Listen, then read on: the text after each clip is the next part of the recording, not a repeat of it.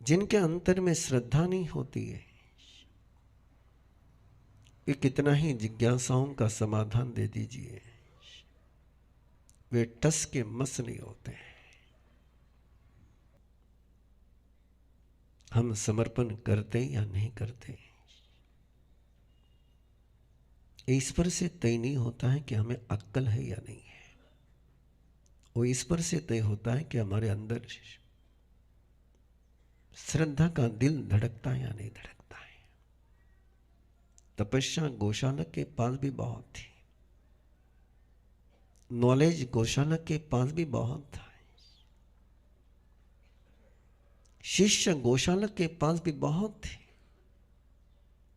भगवान महावीर से ज्यादा उसके फॉलोअर्स थे, लेकिन श्रद्धा नहीं थी, अहंकार था, अहोभाव नहीं था, अहम भाव था। और जिसमें अहंकार होता है वो दूसरे को बदलने के नाम से बिगाड़ करके रख देता है,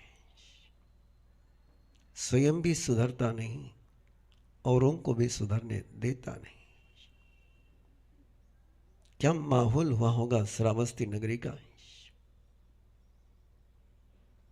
संत याते पश्यंतो किसी को, हर व्यक्ति के जुबान पर किसी और गौतम की स्तुति चल रही थी। संत याते पश्यंतो, हर दिल उनकी भक्ति कर रहा था। और क्यों नहीं करेगा। जो संगम कराते हैं उनकी भक्ति सहज हो जाती है। जो संघर्ष करते हैं और संघर्ष कराते हैं उनको कौन पसंद करेगा। ये पंक्ति हमारे जीवन में जीवंत हो जाए कि हम संगम कराने वाले बने, संघर्ष कराने वाले नहीं बने। कम से कम एक पाप तो जिंदगी में कभी न हो।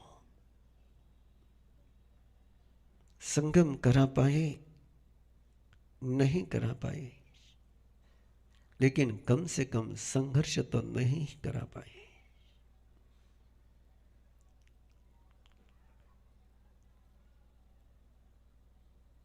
कौन आज पुतिन की और नेत्यानाहू की और हमास की प्रशंसा दुनिया में कौन कर पाएगा।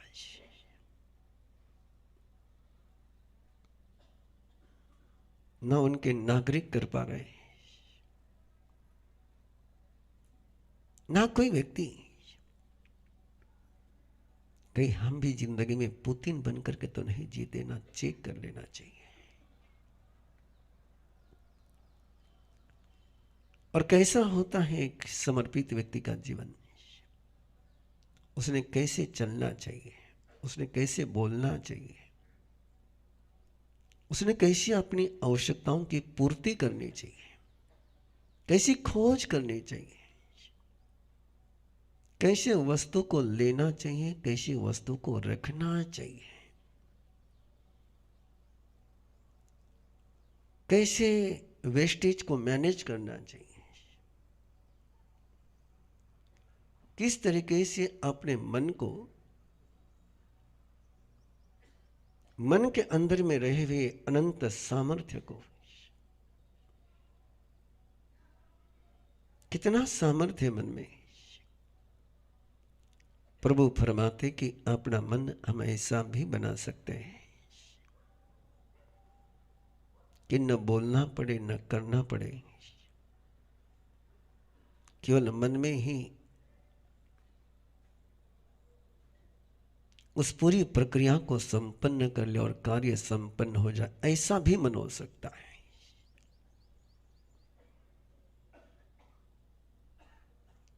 केवल सपना देखे काम करने का और काम पूरा हो जाए, ऐसा भी मन हो सकता है। ऐसा ही सामर्थ्य वचन में, उच्चारित हो जाए और कार्य संपन्न हो जाए। ऐसा वचन भी हो सकता है, ऐसी काया भी हो सकती है, ऐसी बॉडी भी हो सकती है कि काम शुरू करे और पूरा हो जाए। ऐसा भी शरीर हो सकता है, चले और मंजिल मिल जाए, बोले और सामने वाले को लगे कि वरदान बरस रहे हैं, खाए और ऐसा एहसास हो जाए कि मानो प्रसाद ले लिया हो। वस्तु को ऐसा रखे कि मानो फूलों को रख रहा है, और ले तो ऐसा ले कि मानो फूलों को उठा रहा है। ऐसा वेस्टेज को प्रेस्टीज बना दे कि कहीं पर कचरा नजर ही नहीं आए, किसी के मन में जुगुप्सा का भाव ही नहीं जन्मे। ऐसा हो सकता है और ऐसा होना चाहिए। यही तो केशी श्रमण और इंद्रपति गौतम की जीवन की शैली थी। वो चले ऐसे कि मंजिल मिल गई, बोले ऐसे कि समाधान हो गया, लिया ऐसा कि जीवन समृद्ध हो गया, छोड़ा तो भी ऐसा छोड़ा कि मानो मुक्त हो गए। इसीलिए उनकी प्रशंसा हो रही थी। प्रभु फरमाते, इस जीवन को यदि तुम्हें सफल करना हो तो केवल अच्छा सोचने से काम नहीं होगा। क्यों अच्छा सोच भी नहीं पाते, यदि अच्छा चल नहीं पाते तो अच्छा सोच भी नहीं पाते। इन पलों में हम स्वयं के साथ रूबरू हो सकते हैं।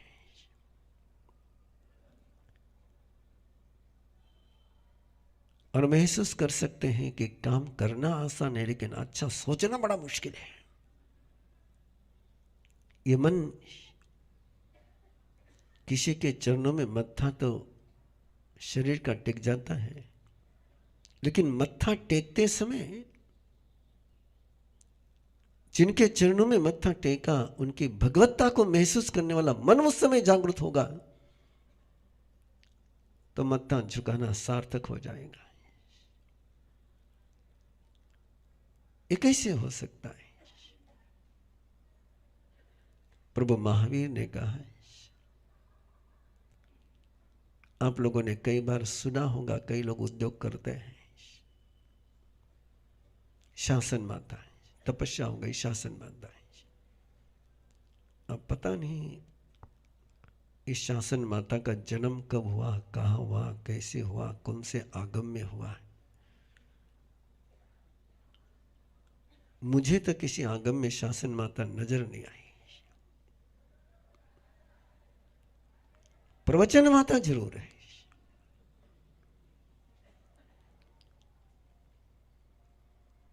लेकिन जिनको प्रवचन माता का जीवन जीना मुश्किल जाता है वे फिर शासन माता के नाम से खेल शुरू करते हैं।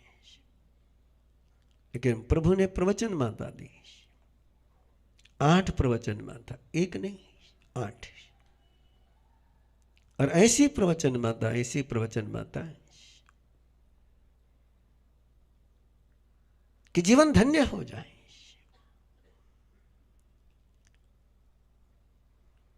घर मंगल हो जाए, प्रोफेशन शिखर पर पहुंच जाए, ऑर्गेनाइजेशन शक्तिशाली हो जाए। जहां इन अष्ट प्रवचन माता का संबंध आया, संपर्क आया, टच आया, जिसके जीवन में अष्ट प्रवचन माता आ गई,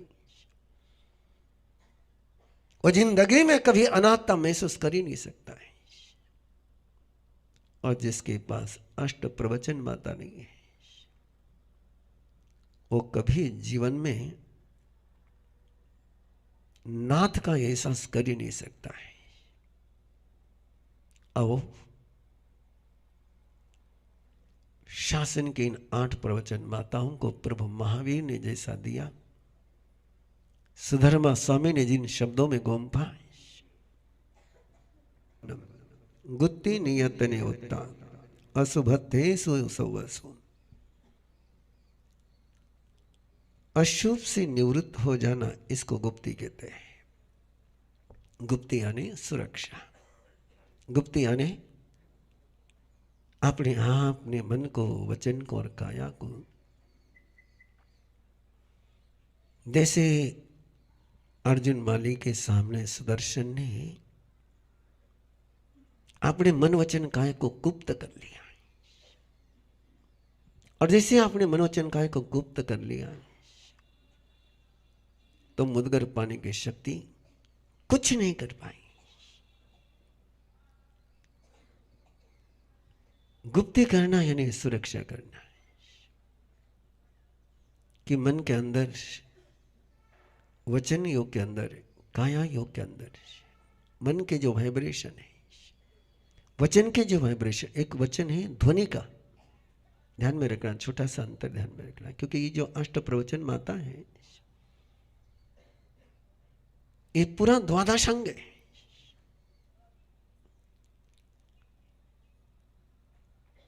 अष्ट प्रवचन माता में कोई कुशल हो गया तो वो 6 महीने में सिद्ध हो जाता है। अर्जुन माली के पास न आचारांग सूत्र था, न स्वेगड़ांग था, न उत्तराधीन था, उसके पास था तो केवल अष्ट प्रवचन माता है। और जिसके पास अष्ट प्रवचन माता नहीं है, उसके पास देश उना 10 पूरब का भी ज्ञान हो तब भी उसकी नरक में जाने की संभावना है। जाएगा ऐसा नियम नहीं है,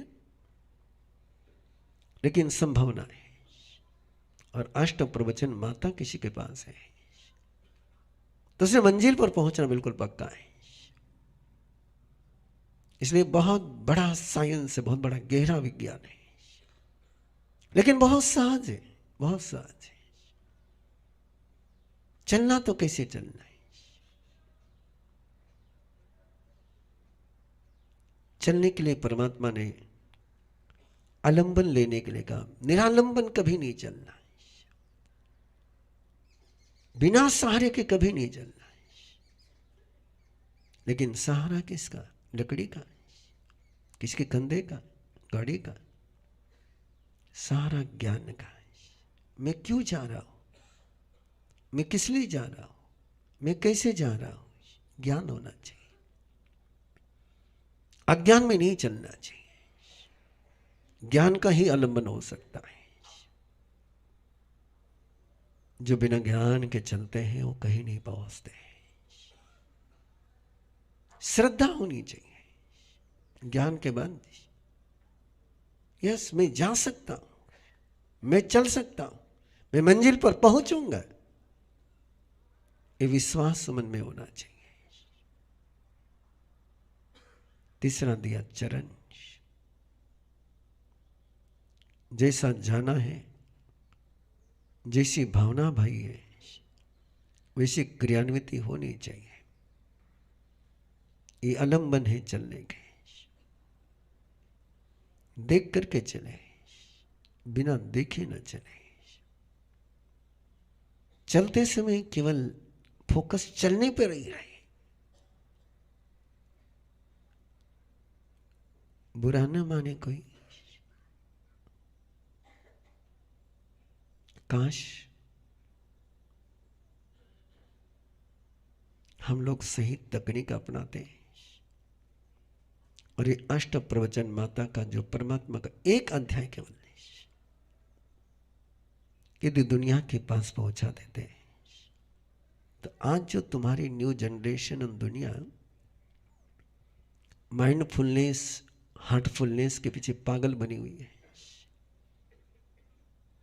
वो भगवान महावीर के पीछे पागल हो जाती। वहां तो उन्होंने केवल माइंडफुलनेस की बात करी, और यहां तो परमात्मा केवल माइंडफुलनेस की बात नहीं कर रहे, वो फेथफुलनेस की भी बात कर रहे हैं, वो एक्शनफुलनेस की भी बात कर रहे हैं।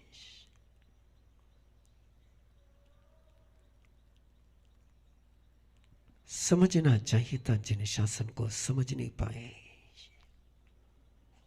जीना चाहिए था जिन शासन को जी ना पाए। ये जयवंत होने का शासन है, और ये अष्ट प्रवचन माता की ट्रेनिंग दी जाती है। ये कोई प्रवचन का सब्जेक्ट नहीं है, प्रैक्टिकल बताना होता है कि पांव कैसे रखना है, नजर कैसे रखनी है, गर्दन कैसे रखनी है, शोल्डर कैसे रखने हैं। इसको मां कहा गया ना। और आप सभी को पता है कि मां क्या करती है, बच्चे को चलने का व्याख्यान नहीं देती, उसको फिलॉसफी नहीं बताती चलने की, वो तो पहले उसको पांवों पर खड़ा करती है, फिर धीरे धीरे चलाती है, फिर उंगली पकड़ाती है, फिर उंगली छोड़ती है, और फिर उसके साथ चलती रहती है। जब देखती है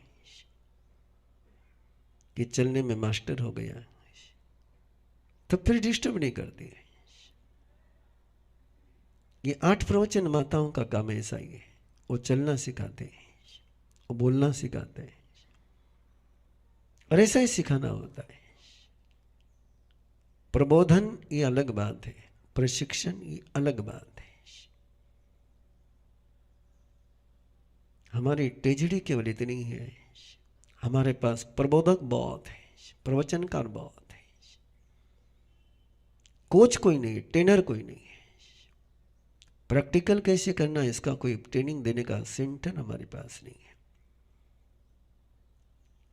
और इतना ही अंतर है, चाहे ईशा फाउंडेशन हो, चाहे आर्ट ऑफ लिविंग हो, चाहे माइंडफुलनेस हो, चाहे विपश्यना हो, अंतर इतना ही है कि उन्होंने प्रैक्टिकल ट्रेनिंग देना का नियोजन किया है, और हमने केवल बोलने का नियोजन किया है। ये अष्ट प्रवचन माता ही कह रही है कि कैसे चलना है कि मंजिल मिल जाए। चलते समय केवल फोकस चलने पर रहे, पांव उठ रहा है, पांव नीचे जा रहा है, पूरा चलने पर फोकस रहे।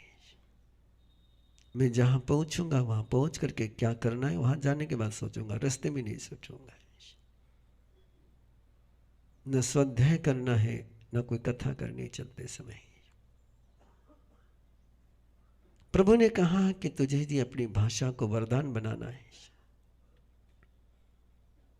तो उसको विकथा से मुक्त कर दे।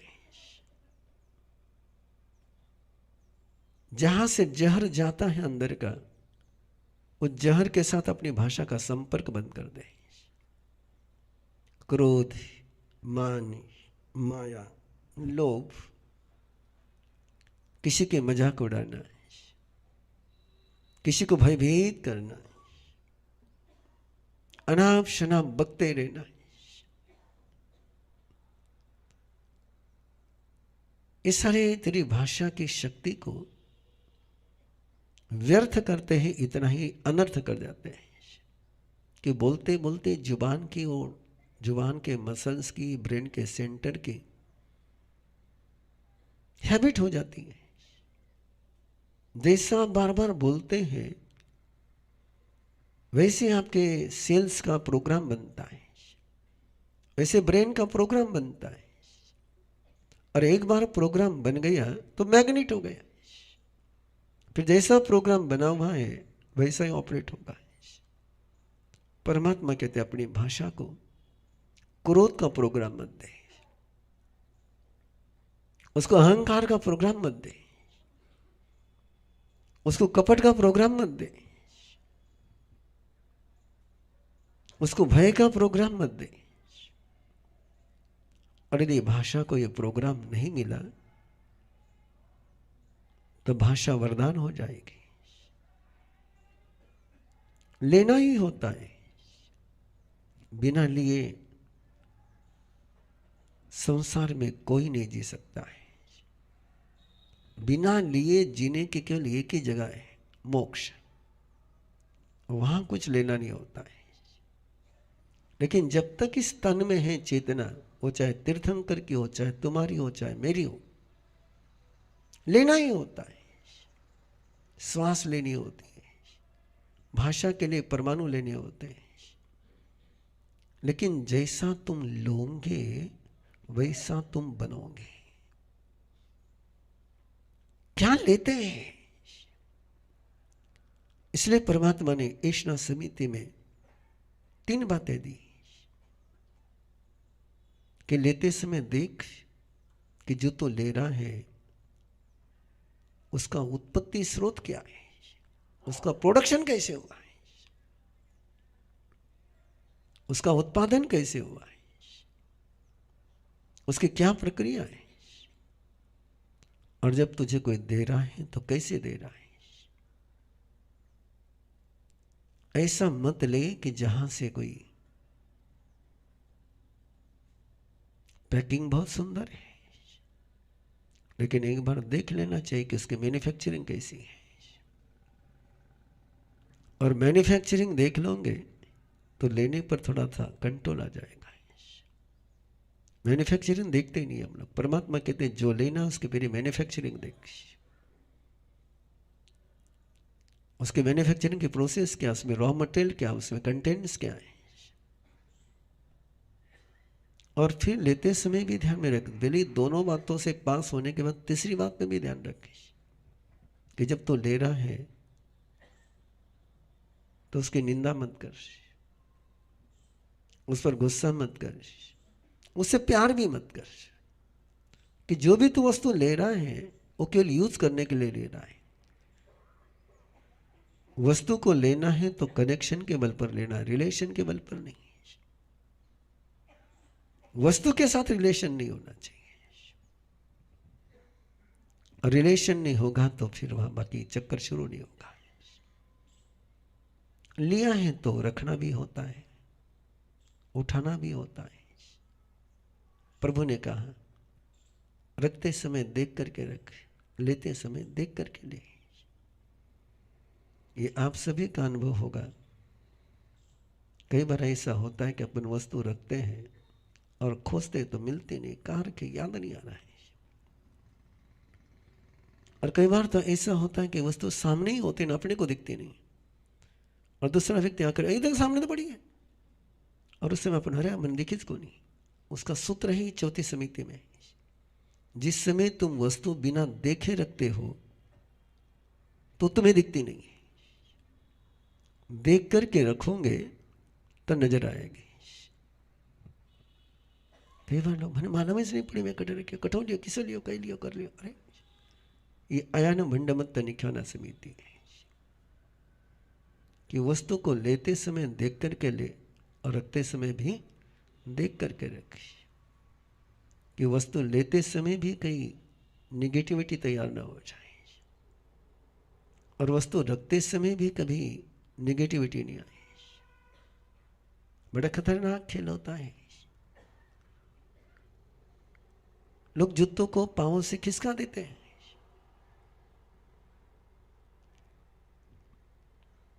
और जिन जूतों ने तुम्हें रास्ते पर सुरक्षा दी उनको तुम पांवों से खिसका रहे हो।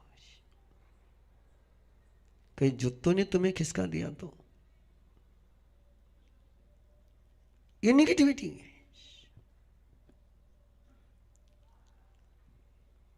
और 5वीं समिति तो आज पूरी दुनिया के लिए जरूरी है कि कैसे कचरे का वेस्टेज मैनेजमेंट कैसे करना है। परमात्मा पहले वो जीवन शैली देते हैं कि 0 वेस्टेज हो जाए, लेकिन फिर भी जब भी कुछ जनरेट होता है तो कुछ न कुछ वेस्टेज तैयार होता ही होता है। उस वेस्टेज को मैनेज कैसे करना है, उस वेस्टेज को मैनेज करते समय के क्या सूत्र है कि कहीं पर वो वेस्टेज गंदगी नहीं बन जाए, फैलता न चला जाए, जितना है उतना ही रहे, वो बढ़े नहीं।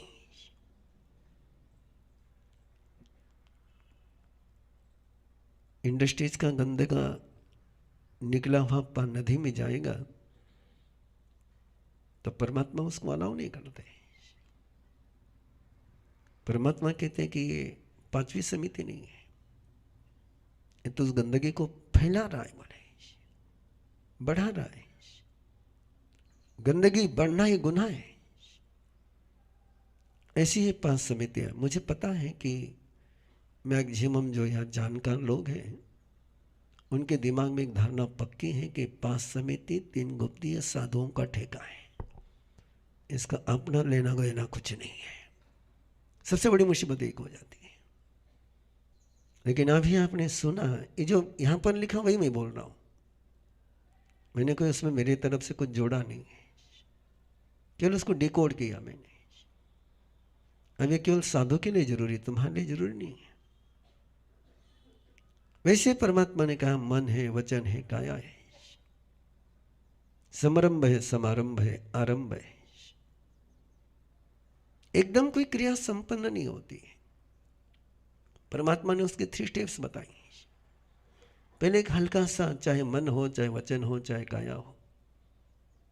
चलो छोटी सी एग्जांपल लेकर चले। गुस्सा, गुस्सा एकदम होता है क्या? नहीं, 3 स्टेप होती है उसकी। पहले थोड़ा सा अंदर में अनेजीनेस शुरू हो जाता है, फिर अपना मन तैयारी करता है गुस्सा करने का, और फिर गुस्सा कर देते हैं। 3 स्टेप से। तुम्हें कितना भी लगता है अचानक आता है, अचानक नहीं आता है। उसकी प्रोसेस होती है, समारंभ, समारंभ और आरंभ। डायरेक्ट आरंभ होता ही नहीं है। समारंभ होगा, समारंभ होगा और आरंभ होगा। मन में संकल्प आएगा, फिर उसका थोड़ा ऑर्गेनाइजेशन होगा, और ऑर्गेनाइजेशन फिर इम्प्लीमेंटेशन हो जाएगा। ऐसा मन का है, ऐसा वचन का, ऐसा काया का है। परमात्मा ने कहा इसको तो अशुभ में मत ले जाए। समारंभ अशुभ का मत कर, समारंभ अशुभ का मत कर, आरंभ अशुभ का मत कर। जब भी ये शुरू होता है पहले स्टेप पर रुक जा, दूसरे स्टेप पर रुक जा, इससे निवृत्ति कर।